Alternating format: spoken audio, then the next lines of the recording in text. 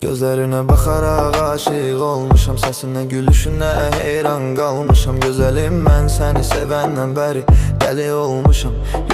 Gözünə baxandan sonra başqa gözlərə meylim yoxdur. Məni qısqanan nazlı gözəlimdən istək coşub əsəbi gəzmə. Bilirəm qumralım sevgini bölüşməyirsən. İnan ki mən də sənin tək dəli biriyəm.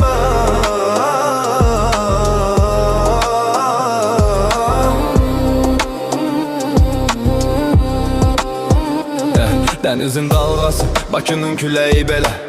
Səninlə məni ayıra bilməzsən. Sev qəlbinlə, buraxma əllərimi.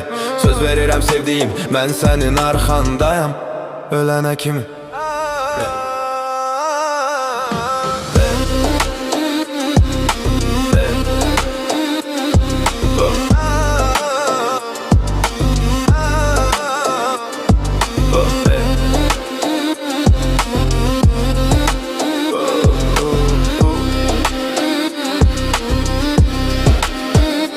Gözlərinə baxaraq aşiq olmuşam, səsinə gülüşünə heyran qalmışam. Gözəlim, mən səni sevəndən bəri dəli olmuşam. Gözünə baxandan sonra başqa gözlərə meylim yoxdur. Məni qısqanan nazlı gözəlimdən istək coşub əsəbi gəzmə. Bilirəm qumralım sevgini bölüşməyirsən. İnan ki mən də sənin tək dəli biriyəm.